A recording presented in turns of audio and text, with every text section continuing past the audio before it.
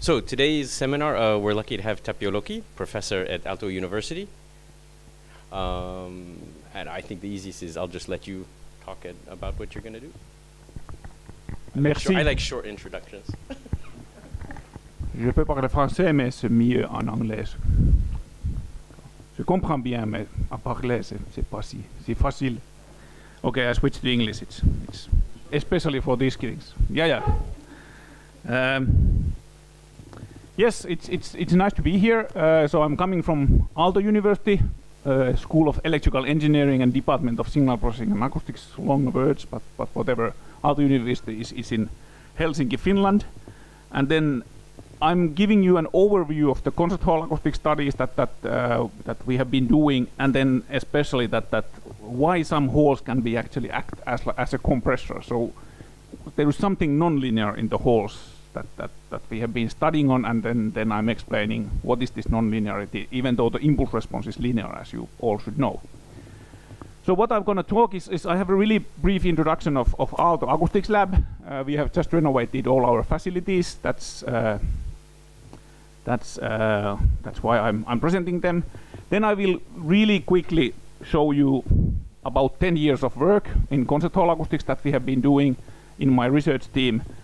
And then we will go to this, are the concert halls really linear systems or not? And then in the end I will tell you that why I'm actually spending 2 months in Lyon and I'm visiting Matelius Research Lab. Does anybody know what is Matelius? It's a small company which is making basically characterization of porous materials and modeling and characterization of porous materials. Yeah, so the Aalto Acoustics Lab, we have at the moment we have 3 professors, myself, Ville Pulkki and Vesa Välimäki, familiar faces to some of you at least. And then we have 1 professor of practice, that's a 5-year position, Sebastian Slecht, who came from Germany, and that's a joint with Aalto Arts, so we have an art department also, that's a joint position. He's doing like audio in VR, basically. We have now at the moment 3 postdocs, about 20 PhD students, so you get a little bit of the size of the lab at the moment. What we are doing, all professors, different topics, but sometimes crossing and overlapping. But Ville is doing a lot of spatial sound parametric methods and spatial psychoacoustics. Vesa has been doing quite a lot of deep learning of audio effects. So for example, guitar amplifiers and these kind of non-linear things you can quite well model with deep learning techniques nowadays, quite simply. And then Vesa is mainly our audio signal processing professor doing these things. Then we have quite a lot of like sound rendering in virtual environments, 6DoF virtual acoustics and so on. And then I'm more like in perception and room acoustics, and then some hearing research and bio-based acoustic materials. That's actually the interest that I have now when I'm visiting France. We have really good facilities. They are just renovated. We have actually 3 anechoic rooms. One of them is equipped with 45 loudspeakers in 3D setup. Then we have a large and a small anechoic room. Then we have a variable acoustic room. I have a separate slide out of that. And then 3 listening booths where we can do headphone-based. They are silent, well ventilated, calibrated headphones, so you can do headphone-based listening tests. And then we have a 1 standardized listening room according to some E2 standard or something. There is a nice YouTube video in our YouTube channel, but because you know the YouTube addresses are just characters, it's impossible to find out. But if you Google Aalto Acoustics Lab and binaural lab tour, there is like all the rooms we actually recorded with the dummy head, and then it's nice that you can actually hear with binaurally that how all the rooms sound, and then there's explanation about the rooms. I can send you also the link if you like, just send me an email. So our multi-channel room, this is the look. There is 45 Genelecs at the moment, subwoofer if you want to add. And it's also anechoic room. The background noise level is minus 2.1 dBA. That was measured. And then it was like, basically it was like the noise from the B&K microphone, which limits that. But then when the loudspeakers are on, then it's like 11 dBA. Yeah, you can go minus dBs because it's kind of below the hearing threshold. Then the variable acoustic room, we have these panels which are coming from Denmark, from Niels Ademan Larsen. This is his new product, Flex Sound, Flex Acoustics. I don't recall. Yeah. But there are 55 of this kind of panels which you can open and close. When they are open, then there is 10 centimeters of mineral wool, and it's basically quite absorbing. And then when it's closed, it's reflecting mostly.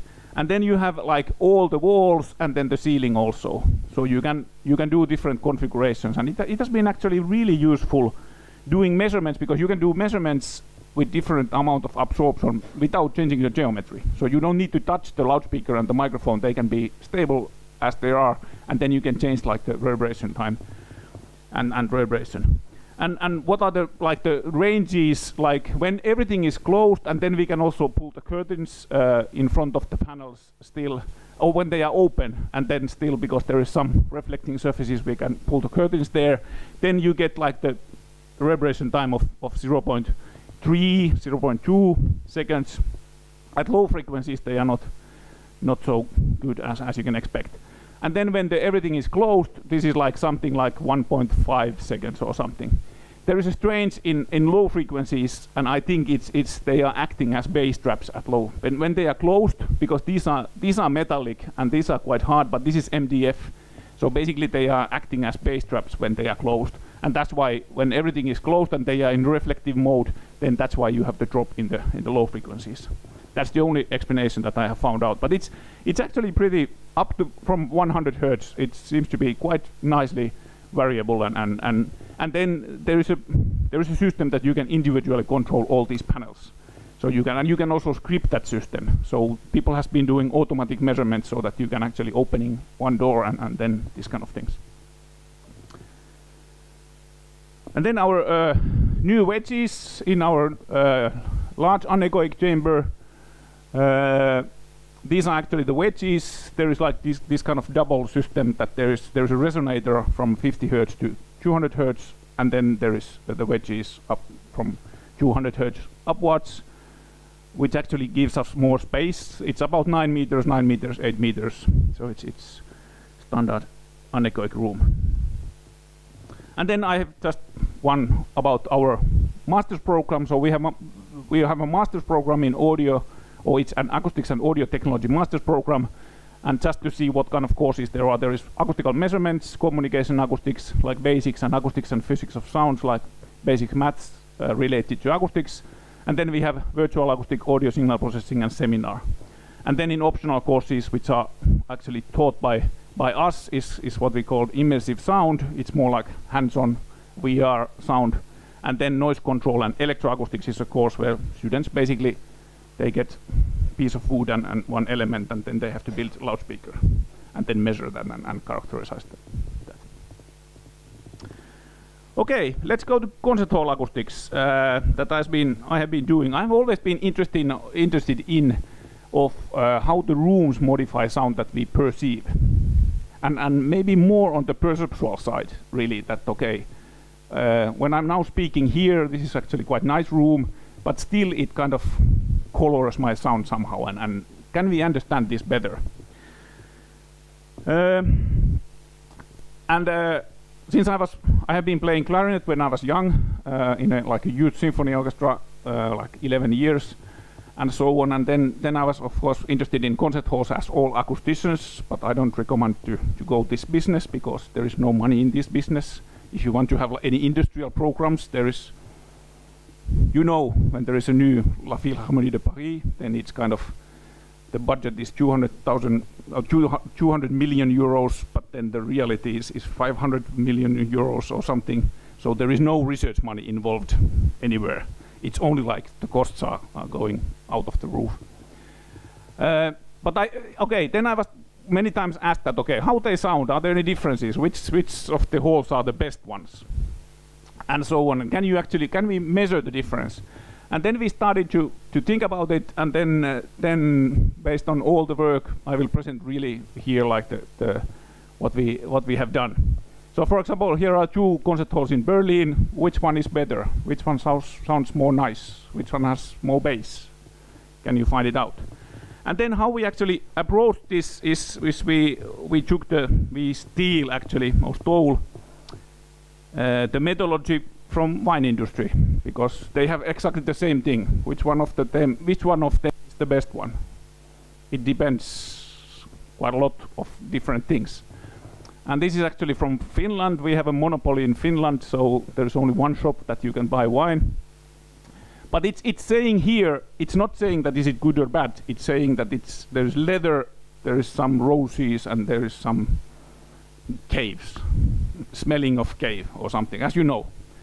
But okay, the industry has somehow get rid of that is it good or bad, and they have somehow been able to characterize that, okay, what is all this characterization of these, and agreed on the characterization.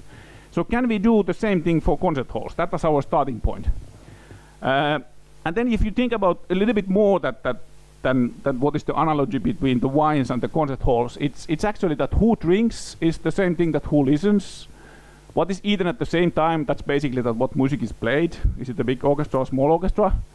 What is the color of the wine? It's kind of the visual appearance of the hall. Of course, it's kind of encompassing experience when you are in a concert. It's not only the sound, but it's also the visuals, everything else. Then it's a price and brand. It's a ticket price and hall reputation. If a conductor, famous conductor says that this is a good hall, how dare Brian can say that it actually was sounding quite bad? Who is you as an engineer saying anything? That's actually which I faced many times, but nowadays they understand me a little bit better. And then of course expectations and so on. There was actually in one paper there was nicely said that not half, but maybe 40% of the audience is actually there because they are spouses. Their main motivation is socializing and the intermission. They are not coming there for the music, because they are just coming because somebody asked them to come. But I don't know if it's 40% or something, but it might be. It's not 50, but it's a significant amount of that one. But then the preference is a matter of taste. So it's exactly the same than in wines. Do you like a lot of reverb? Do you like more dry? Do you do you want to be in a sound bath or something, and so on? But it's actually based on a big number of well-defined attributes. And as you all know, then in wine industry, this is actually in French, because we are in France. In wine industry, they have this wheel of wines or whatsoever. There is wheel of beers and wheel of fish, I think, I don't know. But here they say that, yeah, if kind of aromas, and then you have floral, and then you have different flowers like jasmine, acacia, violet, lavender, gorse, whatever. But can we actually do the same thing for concert halls? That was one of our goals, that can we do the similar kind of wheel for concert halls?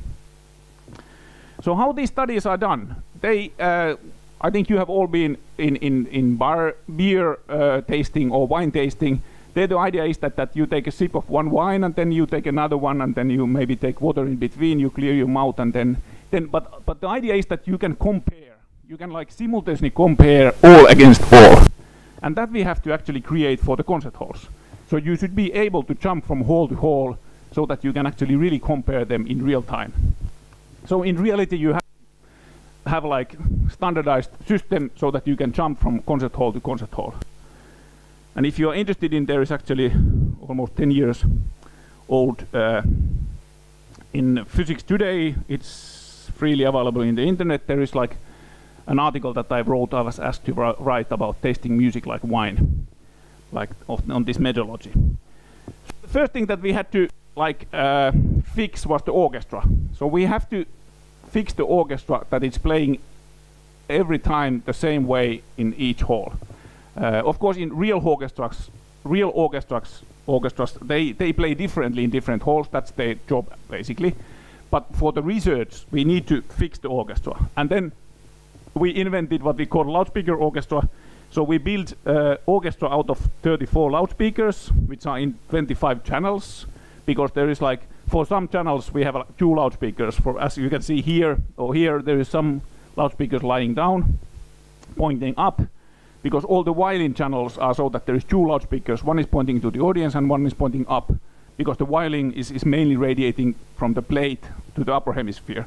And that's how we actually get like the power response of these two loudspeakers is close to the power response of violin. But then we have like woodwinds, brass instruments. Brass is actually pretty similar to directivity than the loudspeakers. Then there is two for French horns. They are pointing backwards as the bell is pointing backwards. And then there is timpani and double bass and so on. So that we can calibrate, and then we can play exactly the same music from these. So we have in a way we have like the standardized orchestra, which we can then go to different halls and then record that. And then the recording system, of course, it has to be 3D sound that we are listening in the lab. And then we are using these 6 microphones. It's actually an intensity probe, but we are misusing it, not as intensity. These are the 6 omni microphones. And we are doing everything with impulse responses, and then we develop the technique that we can then analyze that where the sound is coming in which time frame, and then we can use that in reproduction. So really quickly, you can actually read this article by Sakari Tervo and us in Journal of AES, and then there is also a free MATLAB toolbox. But basically how the process goes, that we measure this spatial, what we call spatial impulse response from every single loudspeaker. So there is one loudspeaker, we measure that with 6 microphones. So we build the orchestra on stage, we calibrate it, and then from every single loudspeaker we measure the impulse responses, or what we call spatial impulse responses, because there are 6 impulse responses with 6 microphones. You can have any number of microphones. The 4 is the minimum, but they have to be in 3D setup. And then we do this what we call spatial decomposition method and analysis, which is based on time differences between microphones. So we know that if there's a plane wave coming in one direction, it hits the microphones at different times. And then with cross correlation, you can actually find these time differences. And when you have 6 microphones, you have 15 pairs. So you have 15 estimates of time differences between microphones. And then you can actually know that in which direction the sound is coming. And we are doing that with the really like 1 millisecond time window, and then moving one sample at a time. So what we get from this analysis that we get this one impulse response, which we are taking from one of these microphones. Ideally, it would be actually the center of the microphone array, but you can use here also the others. So we get there the pressure, and that's good because it's mono, it's omni microphone. Everybody knows that it sounds good because it's omni, pure omni and mono. But then we get the metadata that for each sample we actually have also the direction, and that we can then use in whatever loudspeaker array we have for the reproduction. Then we kind of distribute this one impulse response, and each of the samples, if there is some samples coming from this direction, we put them in that loudspeaker, and this is the direct sound, so it's in front. And then if there is some sound coming from the side, we kind of distribute this one impulse response and all the samples of that as a sparse impulse responses for all these loudspeaker channels what we have in the reproduction.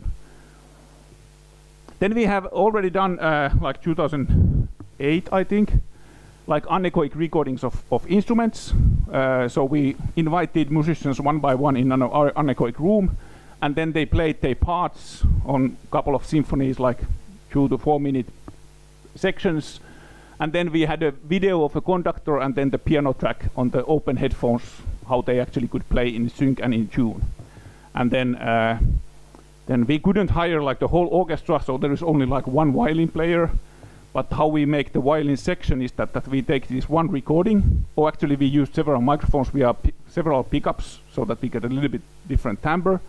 And then each of these copies is a few hertz out of tune. And then there is like temporal modulation inside 50 milliseconds on all these, and then small amplitude modulation. And then when you do this kind of copies, then you actually get the section sound out of this one recording. But then, so we have all the instruments in individual tracks. So then we can, based on this analysis, we have actually the spatial impulse response. So one impulse response from one loudspeaker, we can distribute to all our reproduction channels. And then we take, for example, for this one, we take 4 first violins, and then we convolve. So there is a huge convolution matrix in the end that you convolve with that. And then, for example, here there is woodwinds, so there is flutes are there in this loudspeaker. So for that one, we convolve with flutes. And then in the end you have, nowadays we are listening that with 45 loudspeakers, but it can be any number of loudspeakers in the reproduction. That's basically how it's done. And people are saying that it sounds good. There was actually, we have done several listening tests, and there was one French horn player from the Helsinki City Orchestra was one of our subjects, and then I think it was the 3rd listening time. So he has been listening like 4 hours of these, and then he asked me that, okay, what is the orchestra which is playing? And I said that there is actually 2 from you colleagues, and then 3 from radio orchestra, and 3 from opera, and so on. And he said that, oh, interesting, that because it sounds like a real orchestra, that how you did it. But of course I couldn't tell him because he was in the process, but then after the process. But this is how it sounds. So this is one of the pair comparison. So every time this changes, there is a change of the hall. So the music starts, and then music continues, and then you jump between the halls. Let's see.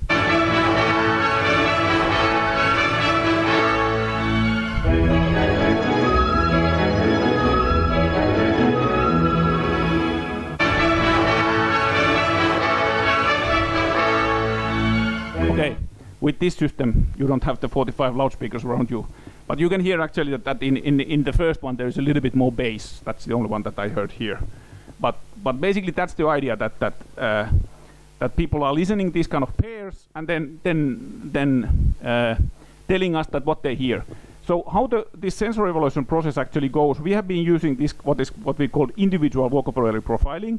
So that means that people are listening the selection of halls, and then always we did the measurement so that it's in 7, 11, 15, 19, and 24, 23 meters. So they are always, if we do some listening test, it's like in 15 meters. So it's kind of that's also like the distance between the orchestra and the microphone is fixed. So the only variable which is changing is basically the hall around you. And then in this individual vocabulary profiling, people are listening these pairs, and then they have to tell that, okay, what differences I hear? Seb might say that I hear differences in beefness, envelopment, and clarity. And Brian might say that, yeah, I hear differences in brightness and in feeling and something else. So it's whatever you, but it's kind of, people are actually quite reliable when they have to like first invent by themselves what they are hearing. If I say them that judge them based on clarity, then people are defining clarity differently. But when they define them by themselves, then they are actually quite consistent. And based on this and several listening tests, many listening tests, we have actually found out these are the Virgin Finnish. You have to do it, of course, with your own language, because you can express the most rich way what you are hearing with your own language. But these are the Virgin Finnish that people actually find out that what are the differences between the halls, and then the bigger the word is, the more frequently it was there. And then the most of them, or let's say the main one of them is in English here. So there is reverb, distance, fullness, loudness, openness, proximity, intimacy, bass, clarity, clearness, whatsoever. And then based all this work and then also the literature, then we actually were able to do this kind of wheel of concert hall acoustics. That we think that these are the main ingredients what is in the concert hall. This is published in Aalto Acoustics in 2017. So basically there is some defects like echoes, image shifts, and these kind of things. But then it's basically loudness and intimacy. They go hand in hand, and then that's the same way than in this wheel of wines. That if you have intimacy, then you have like dynamic range, proximity, source presence, distance, which are related to intimacy. And then you have like spatial impression and reverberance, and then clarity, and then timbre, and then balance. And balance can be, of course, spectral balance, spatial balance, orchestral balance, blend, these kind of things.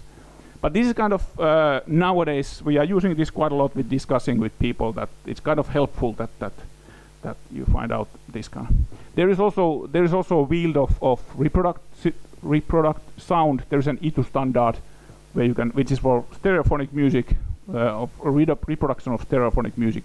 There is also the wheel of that. Of course, there is much more artifacts related because it's kind of, you can have artifacts in reproduction.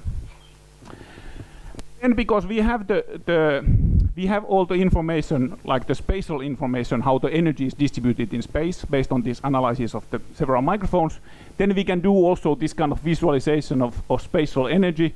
So basically what these plots are, that they are like how the sound energy is distributed, and then the different time windows. So this, for example, this thick black one, it's inside 30 milliseconds. So basically it's everything which is integrated in our hearing, direct sound, and then all the reflections which are inside 30 milliseconds. And then we increase the window so that the last one is 200 milliseconds, and then the red one is the full impulse response. But basically this is like only seeing the energy of the impulse response. But usually we are looking frequency responses in frequency, but this is wideband but in space. And then you can see quite nicely that, okay, here is actually strong side reflections because this is like a triangle. In some other halls you are missing the reflections, and by this way you can actually track a little bit of the reflections. And then what we have been doing is trying then to understand that, okay, where the reflections are coming and in which time window, and then how they actually contribute to these things that we hear. And then still, of course, there is the preferences is another issue, but the preferences is some kind of combination of these. It's actually your choice. It's if you like, it's kind of individual combination, or I don't know, maybe linear combination. You weight these things differently, and that's what you like. And it might depend on the music and the size of the orchestra and how they play and these kind of things. But this is basically the contribution of the whole. So that was 10-15 years of work with 4 to 6 guys. Yeah, you had a question. We can take it now also.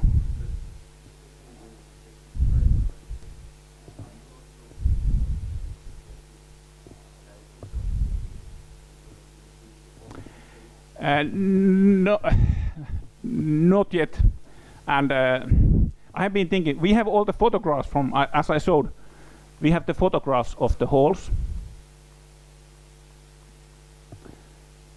But for example, we didn't control the lighting at all. So for example, here these are exactly the same distance, but for example, this is much more dark and this is much more, there is more light here. That probably already like. And I have been thinking, we have done everything without the vision, only sound, because taking the vision into account is too complex, I think. And then, for example, intimacy is an interesting thing. People usually say that almost all concert halls, that the first row of balconies is really good. And my explanation is that when you are sitting up there on a balcony and you see the orchestra, it looks that it's quite far away because this elevation difference gives you like the more distance in visual terms. And our visual sense gives you some kind of level that you are expecting. Because we are really bad in loudness sensation on absolute scale. Of course we can compare. But how loud something should be, it's probably our visuals tells that, okay, it's this far away, it should be about this loud. But when you are sitting on balcony, you are looking down, and it looks like it's much far away, and then you are close to the ceiling, and then usually the sound is actually quite loud. And then you have a feeling that actually this is working quite nicely because they are so far away, but I'm hearing pretty well. And that's my explanation why usually like the first rows of balconies people like quite a lot. But that's only like.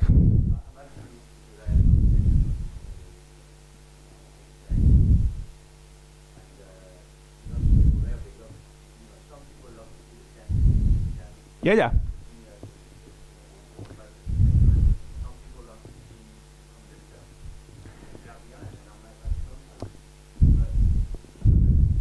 It's extremely important. There is a really nice paper. I think it was in PNAS like 5 years ago or something.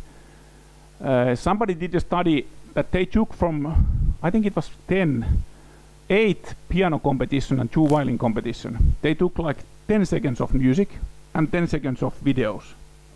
And then like only music. Then they ask like professional musicians to do that, okay, who of these 3 candidates will win the competition? And based on only sound, it was like guessing. But the video without sound, I think it was more than 50% that people were guessing. So only for the visuals, they can actually guess that who is winning the competition. It's only somehow the musicality is seen on the body language. And then audiovisual is what's about the same than with. So that was actually, the vision was more important than sound on really short track, which is.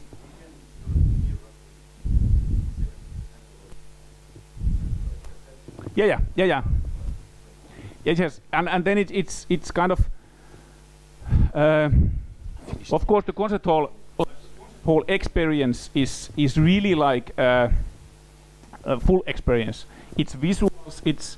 I have been dreaming of a study that we could measure heart rate and whatsoever. Nowadays, you can measure everything from the door that you leave from home when you come back to home. Because the concert can be ruined already in the parking lot. If you have problems in parking and you are watching that, okay, I'm actually missing the concert, the first half of the concert because I don't get there, and then I need to go to the toilet and there is no time for that, and then the first half is actually ruined already without hearing anything. And that's kind of, it's like the total experience. But of course we have studied only like acoustics. I have a question about you.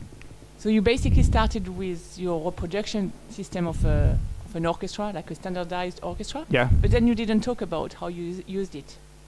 Because then the study you are talking is more like people listening to the convolution of an impulse response with anechoic recordings. Yes, so yes.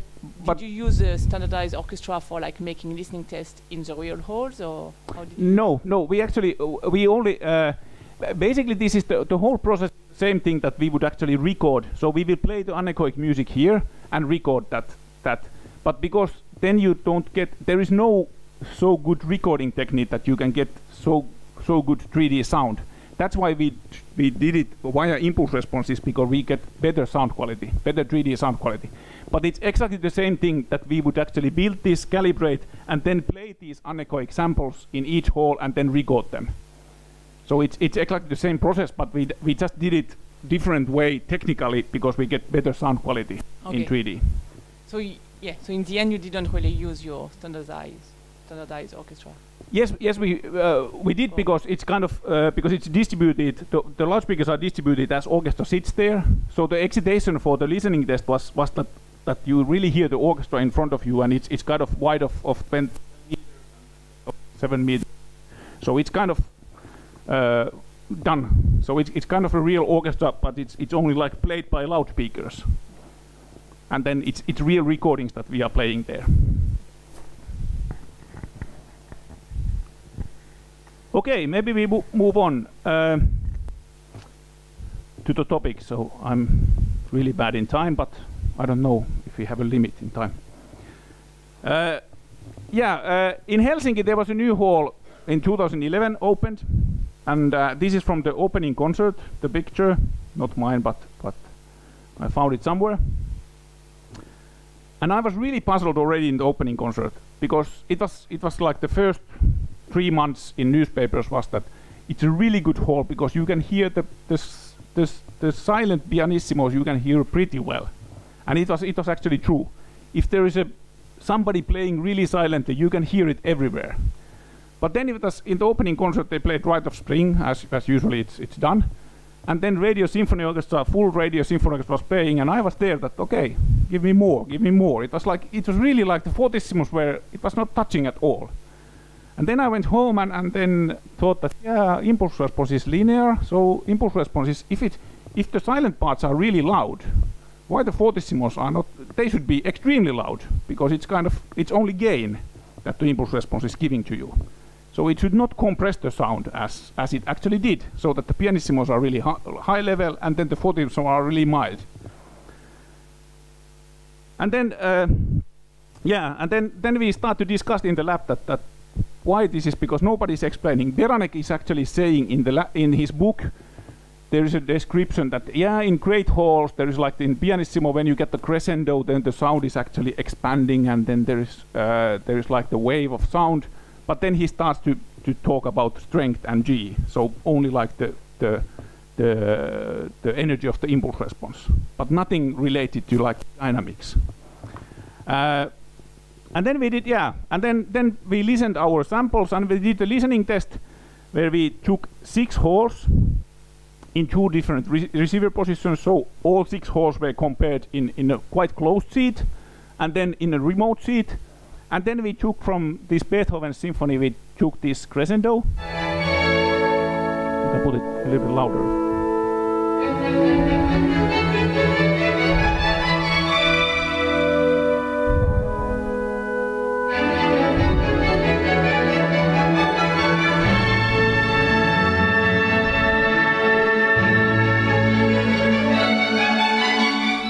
Okay, so there was like a silent start and then a crescendo, and then we did a listening test where we asked people not the preference, but which of these two samples give you like more impact, is more impressive or more striking to you.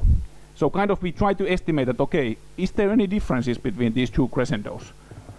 And then it was a paired comparison again, and then when you look at the results, it's kind of in the closed seat in 11 meters, Vienna Musikverein is like more than half of the people said always that, okay, Vienna Musikverein gives you the biggest crescendo. And then there's like Berlin Concerthaus and Amsterdam Concertgebouw. So all the shoebox rooms give you more, and then when you are in the back seat, it's actually in Berlin that you get more than Vienna. And then we have Cologne Philharmonie, which is like amphitheater like Helsinki Music Hall, as you see, this kind of vineyard, and Berlin Philharmonie, and they didn't make any effect. And so if you take the shoebox halls and the other hall types, there's a really clear difference.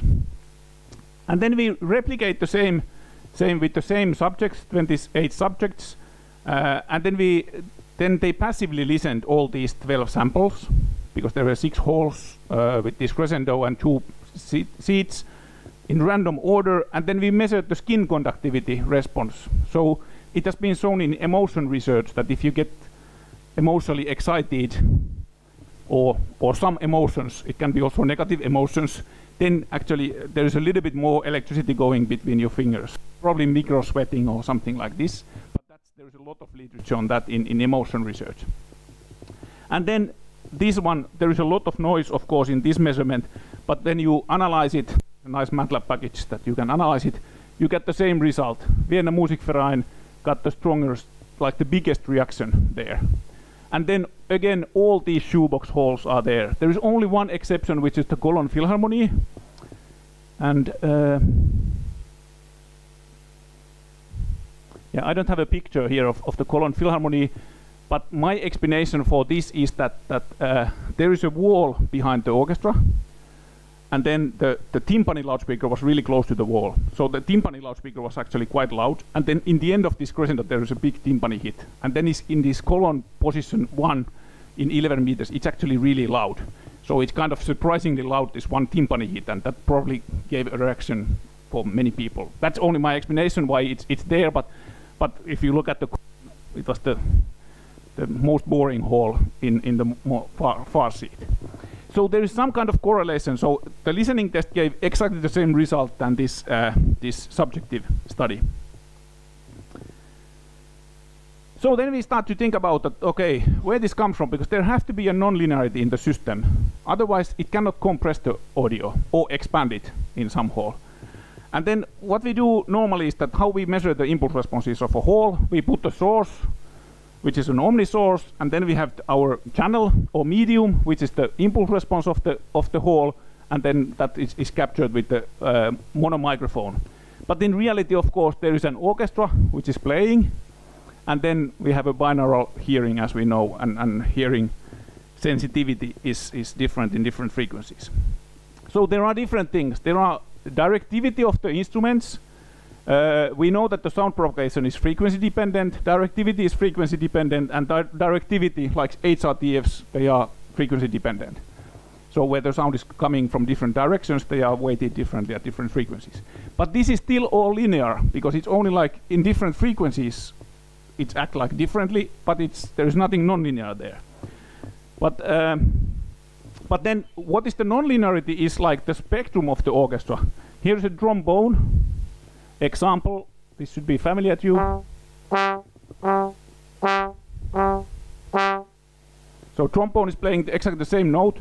When it's in piano, it's really like quite low passed, or not low passed, but it's really round, and then it's really sharp when it's playing in fortissimo. So it definitely excites much more harmonics, and there is much more high frequencies in forte playing than in piano playing. So the spectrum of the orchestra changes according to dynamics what they are playing. And then the other thing is that we know quite well that the sensitivity of hearing is level dependent. We have the equal loudness contours which are different in different levels. And then we start studying this.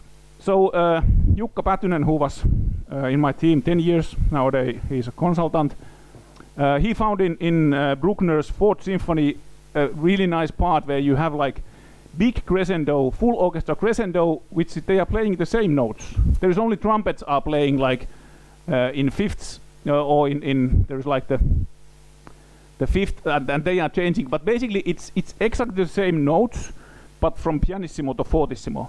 And if we look at the spectrogram of this one,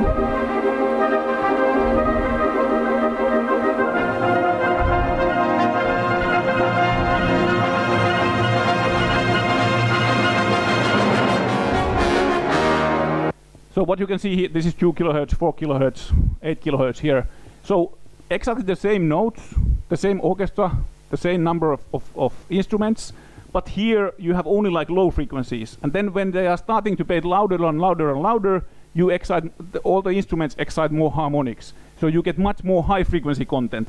And here it's really red, or even like purple here, because the timpani in the end, the timpani is making a huge crescendo. And then it was only like from I think it was from the record. So we didn't record that by self, just looking from the internet. Probably so there actually might be some compression already because it's a recording. But it's basically this is only like telling you the idea that it's, even though it's the different amount of frequencies at different levels. And then in reality, what we know about music is that when there is a pianissimo part usually, then there is usually only like the strings and the woodwind. The brass is not usually playing in composition. And then these pictures are so that I have taken, because we recorded, when we did the anechoic recording, we recorded so that every instrument played like A major chord 2 octaves, different levels, like pianissimo, forte, and fortissimo. So I have kind of measurement of this. So what I have taken here is the sound power from this instrument in fortissimo minus pianissimo, and this is the level difference. So in strings we can see that okay, the level difference is somewhere between 10 and 15 dB, and then the high frequency is a little bit more. But in woodwind, it's actually there is a couple of woodwinds exciting much more. But then when there is pianissimo in music normally, all the compositions, then the trumpets and the timpani and the trombone and those are added, and they are playing. And then if you look at the brass instruments, this is like the difference between fortissimo and pianissimo. So up to 1 kilohertz is something like 10 dB. So this is where the notes are. Like A, you know, A is 440, then second A is 880, and so on. So here are the notes, but then the harmonics is excited like 40 dB difference between fortissimo and pianissimo. So there is really an extra boost from that one. And then I have analyzed several anechoic recordings, because I have now tried to model this, but without success so far. So this is basically the spectrum of the orchestra in fortissimo playing and in pianissimo playing. And as you can see that at mid frequencies, where we actually usually measure the concert halls, if you ask like objective numbers, people are giving you the averages on 500 hertz and 1 kilohertz. So we are actually measuring this one. So we are measuring where there is the smaller difference. But then at low frequencies there is much more difference, and then also high frequencies there is more of this excitation. And then what happens in Helsinki? So here, this is the frequency response of the impulse. So this is the average of all our loudspeaker channels, impulse response. And then the frequency response of that. So all the impulse responses and then just frequency responses and then the average of that. And this is, you don't need to look at the first one, but this is the red one is the cumulative one. If we compare Vienna Musikverein in 19 meters, you can see that, okay, there is quite a lot of low frequencies and then also high frequencies cross this zero line, like somewhere like in 2 kilohertz, but still in 4 kilohertz there is almost like zero. But what happens in Helsinki is that the lowest octave is really low because it's absorbed, sound is escaped somewhere, and then the high frequencies, because if you look at the picture, the audience is sitting literally on the wall. So all the walls are full with audience which is absorbing sound, and especially high frequencies. So above 2 kilohertz, it's attenuating a lot of high frequencies.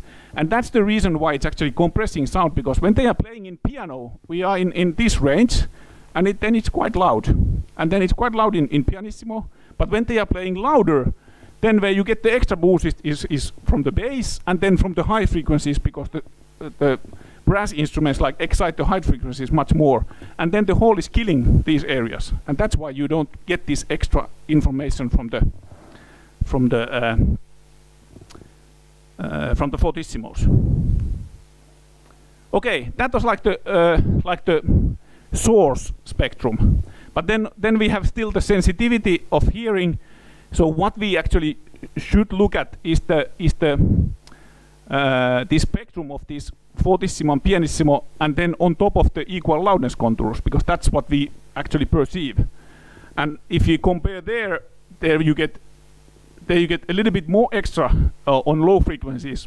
For example, at 80 hertz, the level difference is about 62 dB, but the loudness difference is actually 68 phones. As in 1 kilohertz, it's exactly the same, because as you probably know that how this equal loudness curves has been defined and so on. So there is, at low frequencies, our perception gets even more difference there, because the equal loudness contours are more dense at low frequencies. And then there is another thing for the high frequencies. It's actually the lateral reflections. So here I have the pictures of these two Berlin concert houses, or concert house and Philharmonie. And as you can see in Berlin concert house, we have the direct sound from our loudspeakers here, and then you have really strong like lateral reflections. And this, what is important is that the lateral reflections, this is already there in 30 milliseconds, and then after that you get actually the ceiling reflection, because the ceiling is here in between 40 and 50 milliseconds. So it's the sound environment is that you get the direct sound from the stage, and then you get the side reflections, and then you get the ceiling reflection. And then in Berlin Philharmonie, you actually don't have these side reflections at all. You have only few of them. And then you get a massive like boost from basically from the clouds or the reflectors above the orchestra. So what you get is the direct sound, and then you get from the same direction, or you get from upwards, you get a lot of energy, and it's kind of monoing the sound. And this is another aspect that I'm being now mainly speaking about the dynamic difference. But there is another difference, which is also that in these halls, in these rectangular halls, when the orchestra is making a crescendo, it's also widening. So in pianissimo, it's actually quite narrow, the sound image, but then when they are playing louder, it's also like widening. And you can clearly hear it in our recordings or in our oralizations that it's actually widening quite a lot. So this is making difference, and then this is only analysis of that. Okay, how much there is a difference. These are the average HRTF. So this try to illustrate that if you have reflections which are coming from the side.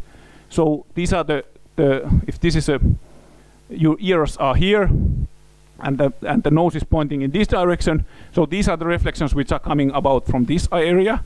And if I take all these HRTFs and average of these HRTFs, like it's actually a binaural level. So it's the it's the power sum of both ears. So you get the red curve. And then you see that, okay, again, between 3 kilohertz and 7 kilohertz, there's quite a lot of boost. Because if the sound is coming from the side, we have the microphone here, and then you have the baffle behind the microphone, so it's actually giving you extra boost. But if you have ceiling reflection or reflection which is coming from in front of you and up, then like the power binaural level of average of all these is the blue curve. So if you take the comparison between these, there is like 2 to 3 dB more when you get the side reflections, when you get strong side reflections. So that's one of the reasons why the side reflections are actually really important, because they give you more this high frequency content. And as we remember from this, that when they are playing in fortissimo, they excite the high frequencies quite a lot, and then you get kind of extra boost of the side reflections. And this is also affecting to the idea that, okay, it's widening the image at the same time that the crescendo is sounding larger. I'm almost in the end, but I still have one listening test that we did, because I thought that, yeah, okay, we have the recordings, all these recordings that we did from 4 different symphonies. So I extracted like 10 seconds, or it was not 10, it was 6 seconds of music from the pianissimo, piano, forte, and fortissimo parts. And here you can see the average frequency response of all these. So in pianissimo and piano, you can see that, okay, it's mainly strings or woodwinds were playing here. You have hardly not any low frequencies. This is probably noise. And then you have the high frequencies are not so loud. And then in forte and fortissimo playing, you have much more of low frequencies and so on. So we take like real recordings, anechoic recordings, and then we selected four halls and 2 seats, and did again this kind of paired comparison.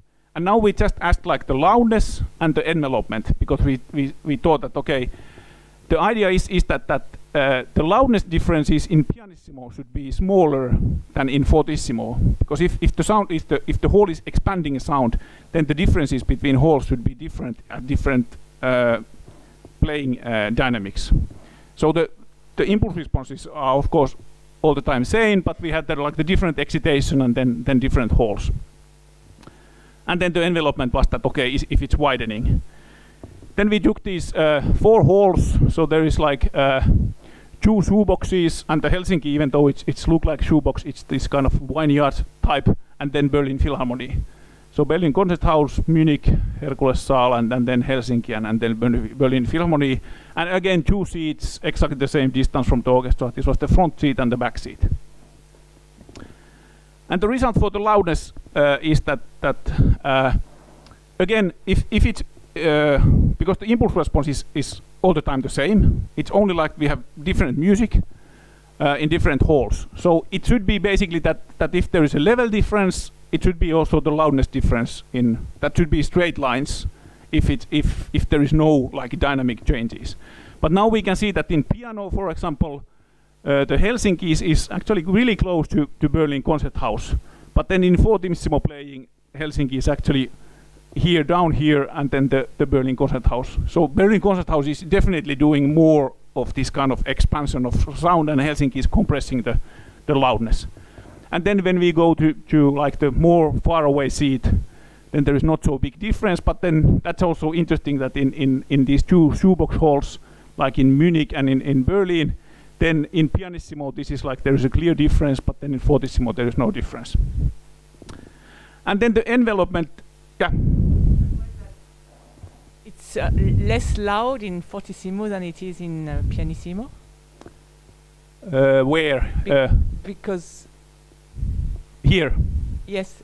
Yes, but it's of course it's kind of this is the probability that if you have all these 4 halls, which one actually you select. So it's always in each it's kind of the probability that you select this over these ones. Okay, so and then that's why it's kind of you have to look at them individually like this, but you can see the overall trends. I yes. see. Thank you.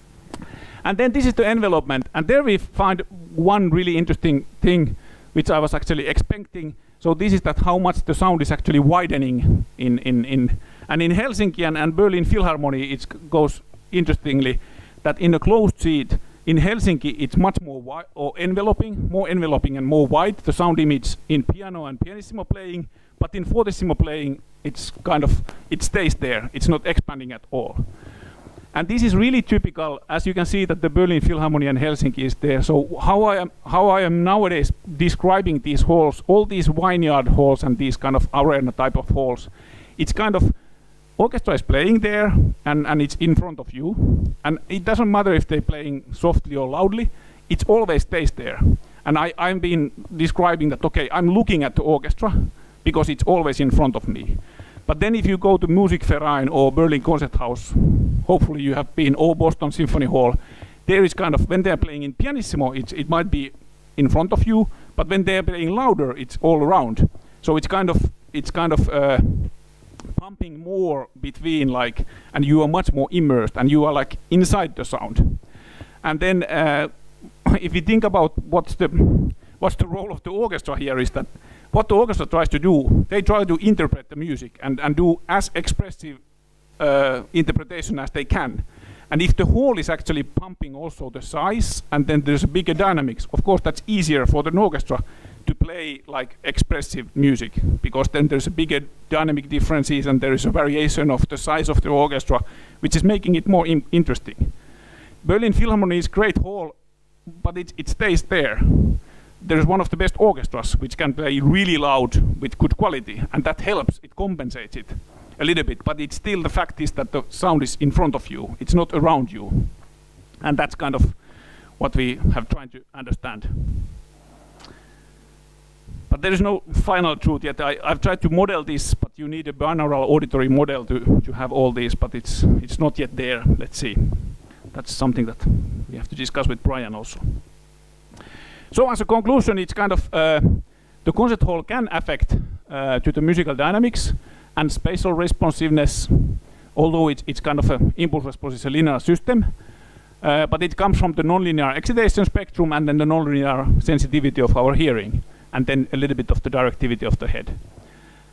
And then we have found out that, okay, even though I said that what is the best hall in the world, it's a matter of taste, but it seems to be that Musikverein and these famous halls like Lucerne and nowadays Boston Symphony Hall, they all have this large dynamics and this kind of not compressing the sound but expanding the sound.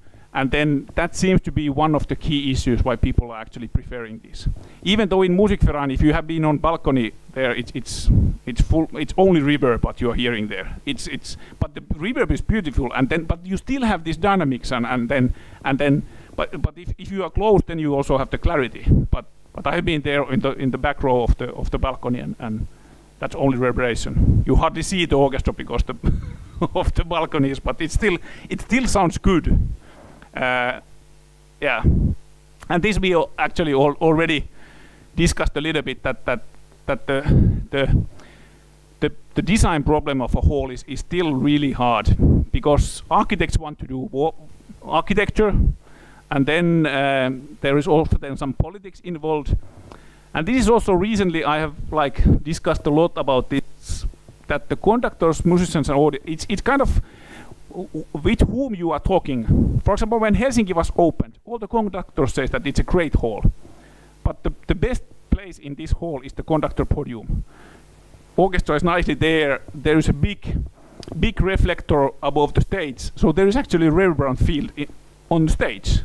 But it's never in the audience, it's only on stage. So the musicians and the conductor says that this is really good hall. But I was complaining, and then they actually attacked to me and saying that, okay, you are an engineer, what you understand about these things. But I'm sitting in the audience and I don't get the feeling that I should get. And then I realized that it's totally different. So the stage is working nicely and it's a good working environment and they can play what they want to play. But the idea is not conveyed to the audience.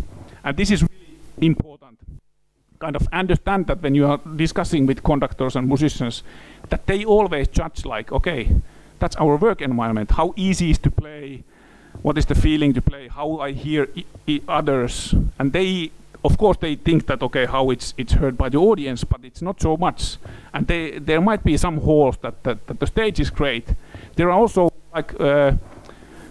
people say that Concertgebouw is on the edge, that it's actually quite hard to play because there is a problem of hearing each other on stage. But we all know that in the audience it sounds perfect. And then that can be also other way around. So it's an interesting design problem, and there is a lot of like stakeholders in the whole process.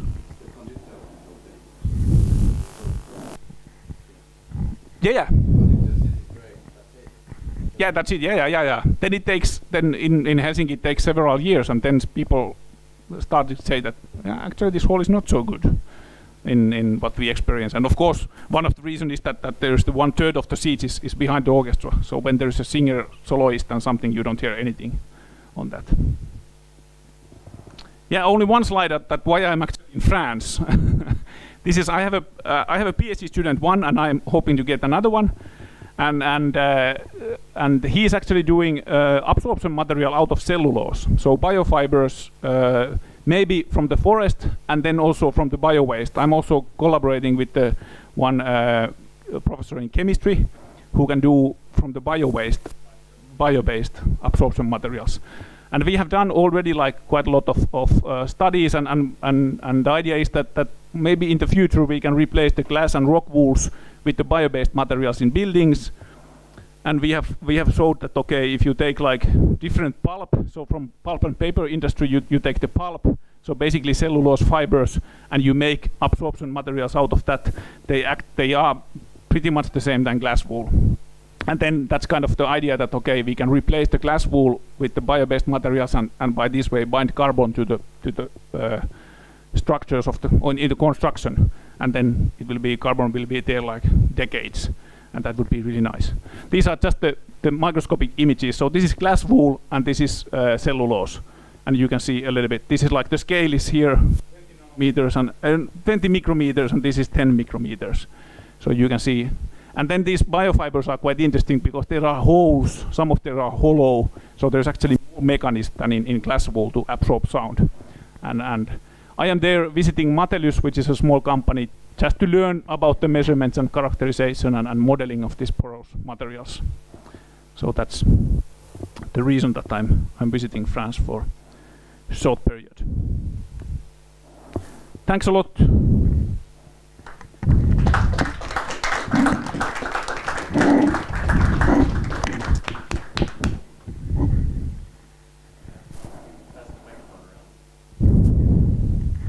Thanks, Tapio. Is it on? I don't know. Yeah, it's going on to YouTube. Okay. One question. You remember when we went to Hamburg? Yes. To me, when we listened to the whole, it felt like 1.3, something like that, 1.4, very dry. But Marc Carès gave us a presentation telling us that it was 2 seconds, right? Do you remember this? 2.1. And we were all like, what? Really? Let's assume he did measure 2.1. Do you think that difference of perception could be explained by what you just it's the same. explained? Helsinki is measured to be 2.5, but there is also, I have been people saying that it's the best studio that they have heard. So the thing is that the reverberation time is actually the decay of the, but in Helsinki, and I think it's the same in Hamburg, is that the direct sound is so strong. It's the similar than I had the picture of Helsinki here. It's easier to explain from the picture. So wherever you sit, here for example, or here, there is really strong closed direct sound, and then also floor reflection. So you get a lot of direct sound and floor and everything, and then the reverb.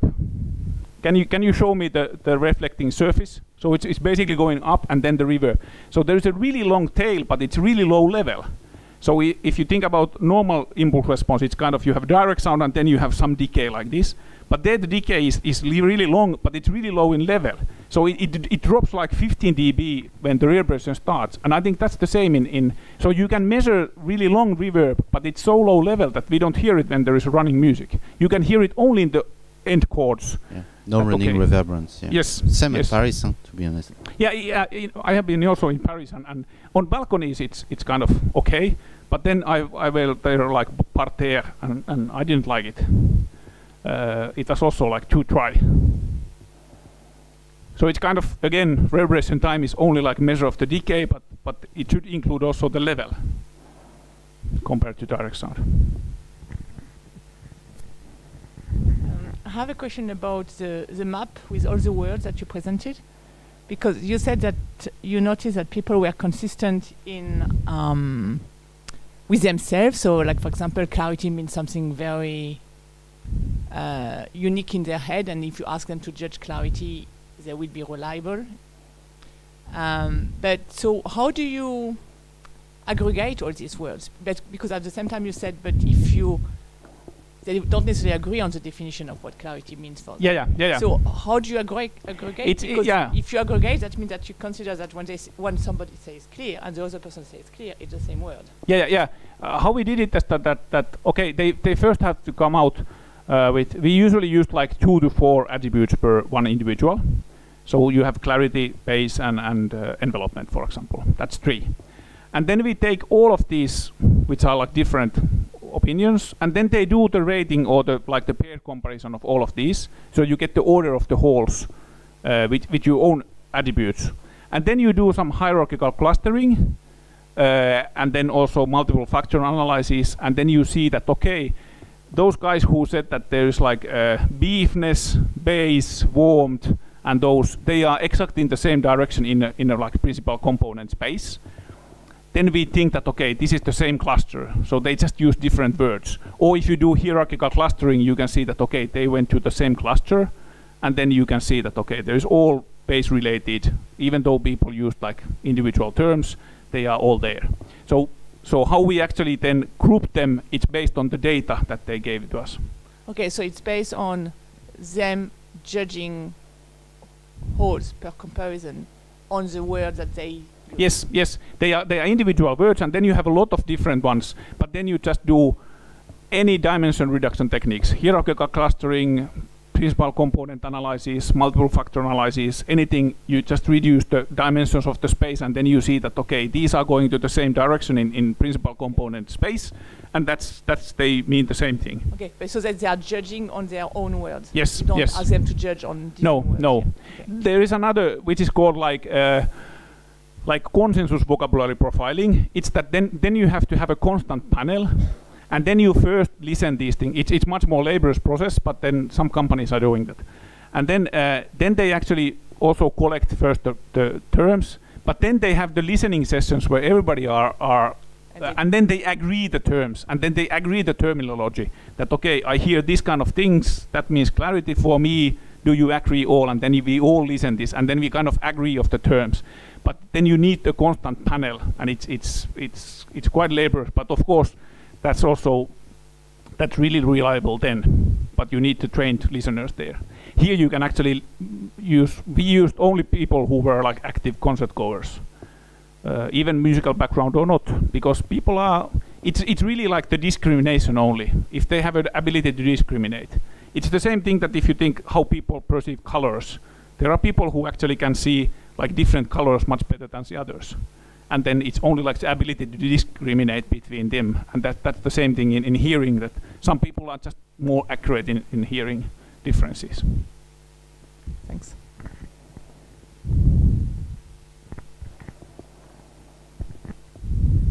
Thank you very much for your presentation. I just have very small questions about the crescendo.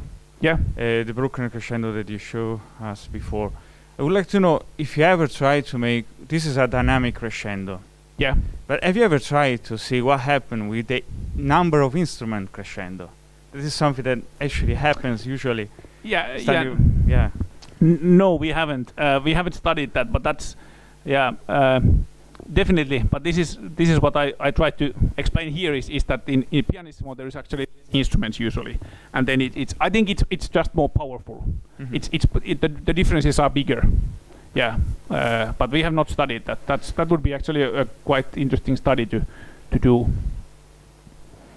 But in Helsinki Hall, for example, for me the best music that you can listen there is Baroque music, because there you don't have so big dynamic differences, and especially when they are using period instruments, because there is also that you don't have so sharp high frequencies there, and then it sounds really great because it's kind of mid-frequency stuff.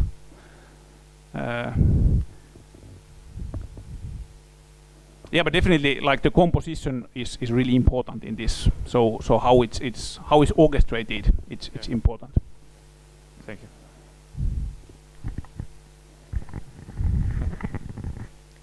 You may have mentioned it, and if so, I missed it. I'm sorry. Do you actually simulate directivity with your musicianless orchestra? And if so, how do you do that? Yeah, to some extent, yes.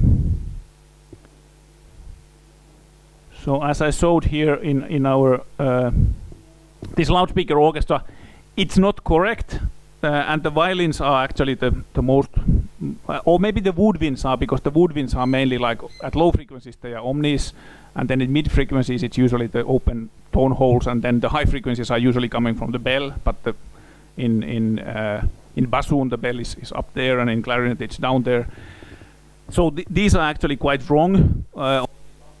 For the brass instruments, they are actually, because the bell is the only one which is emitting sound, then this small genelec is actually pretty close to the directivity of trumpet. So it's not exactly correct, but again, this was something that we can actually reproduce in each hall, and it's the same way in each hall. So we have to make a compromise. So we try to mimic them as well as we can, but of course it's not correct. But they sound surprisingly. So there has been visitors in our lab, conductors, audio engineers, and everybody said that, yeah, this sounds like a real orchestra. So, but of course there is like big orchestra playing, and then it's kind of you don't hear these details. That is it exactly correct? No, definitely. And you still observe blooming. I was just wondering if you add on top of that the directivity of the instrument changing, therefore the directivity of the orchestra changing. Probably the effect. Probably it actually might do even bigger effect. Yes.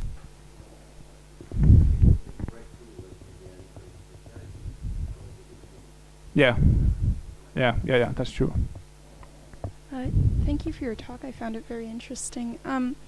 I just wanted to follow up on Piergio's question about instrument frequency analysis.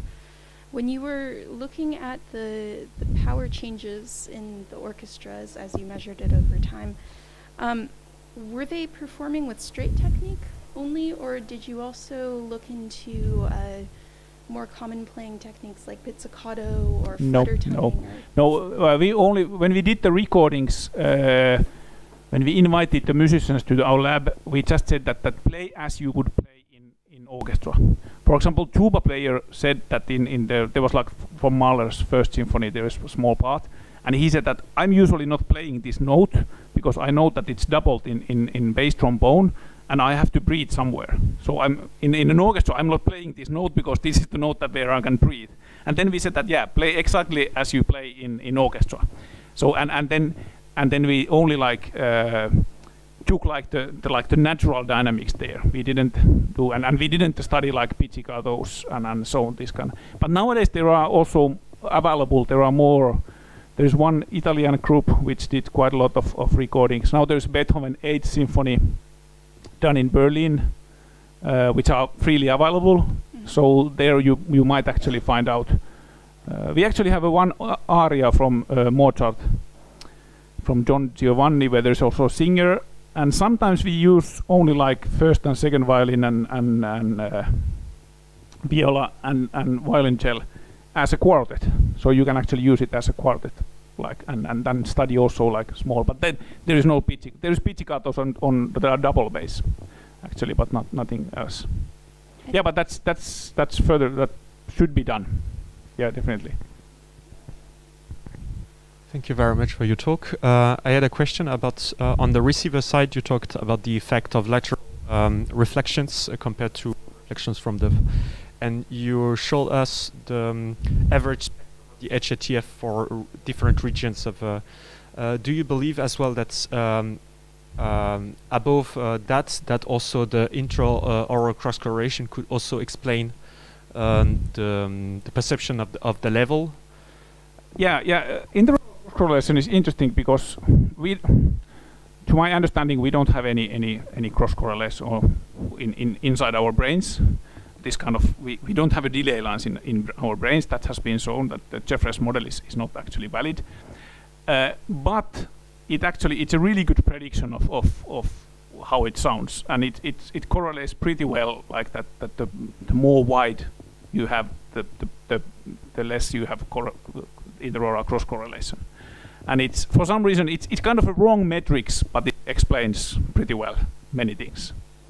So yes, I think it's an important parameter, but I don't fully understand that how it actually works in our brain.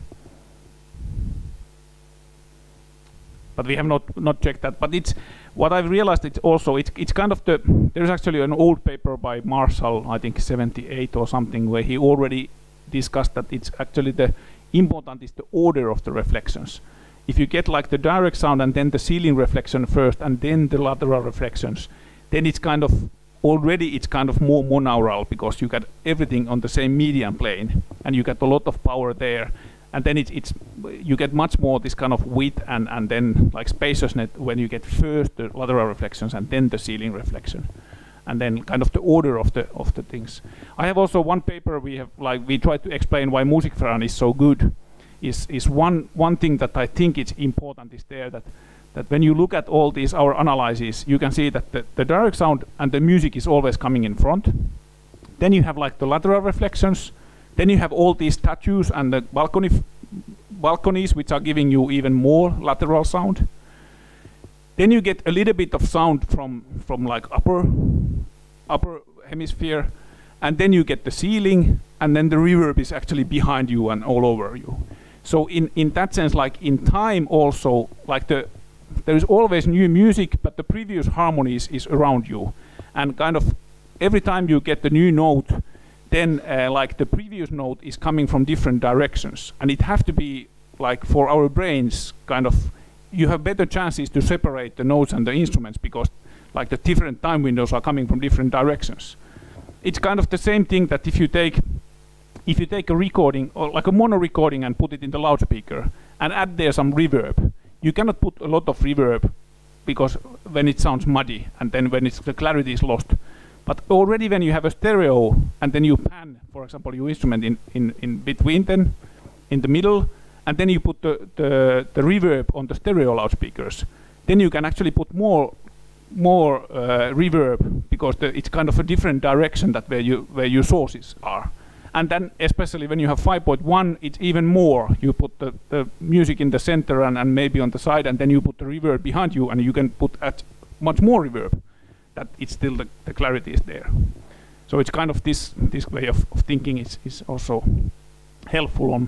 I'm quite often try to like think that, okay, how they do it in audio engineering, how they actually put the reverb and where and in which time frame and so on, and that helps because they don't care about physics, but they have really accurate hearing, and they do it so that it sounds the best. So there have to be something behind that one.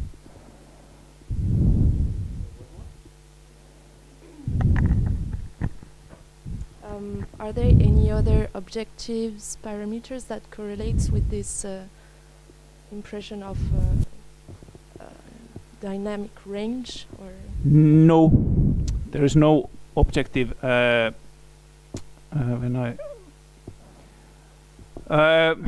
objective parameters, like the loudness, is quite well explained by G, so it's total energy of the whole. Then like the reverberance and spatial impression, that's kind of the reverberation time, EDT, mainly this lateral, this envelopment, this LJ, what is it, like the envelopment parameter. They are quite well correlated with that one. Clarity to some extent to C80, but not so much. For timbre we have nothing in objective metrics, and then for intimacy we have basically nothing in objective metrics. And then for this dynamics, we have, again, nothing. But that's also because you cannot find it from the impulse response. We should do so that we have like different excitations. It's kind of how you measure, for example, a speed intelligibility. You have different modulation frequencies.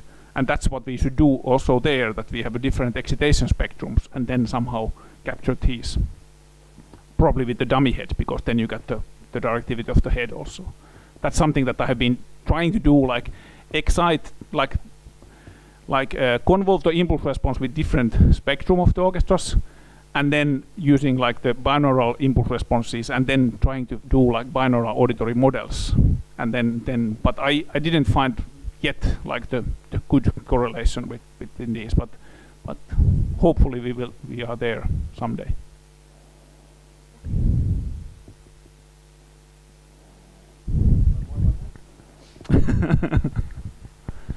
One last question. Okay, I follow the SDM stuff that you use from Zachary Tervo. What was actually the motivation behind it to use it for the room acoustic comparison? Or the organization. It's basically okay. There are several techniques. There are like all these ambisonics techniques and so on. And then we used what is called SIR, Spatial Impulse Response Rendering, which is also coming from our lab, from Ville Pulkki's team. But then Sakari just wanted to have an own method. And then when I said first to him that it's not going to work because this is kind of a strange way of thinking, but it just sounded better. One big problem with these techniques is actually the equalization, because if you have like for each sample a different position that arrives after the others, you're basically whitening the impulse response. So I mean that's true. Yeah, nowadays we have some equalization method for that, and there is also we just had a recent paper, because when you do really a lot of loudspeakers, then they are really sparse. So you have this whitening, and then you have also with transients you might have this kind of crackling sound. But there is a compensation, and we understand it much better. And there are many compensation methods. Some of them work better and some of them worse. But actually in these concert hall cases, we never had a problem. It's probably because the high frequencies are attenuated already because we are so far away. It's kind of air absorption kills the high frequencies, and then the microphones is also, even though they were like high quality measurement microphones, above 5K they actually start to attenuate a little bit, and then that was like compensating a little bit this widening. So, but I agree with you that there is this whitening issue. But again, if there was some problems with that, then it's the same in each hall. Like, but there are these small things, but nowadays there are some compensation methods for these as well. My question was more about was it also a reason you didn't use like standard microphone array techniques for the oralization? Yeah. There the problem was that it's kind of.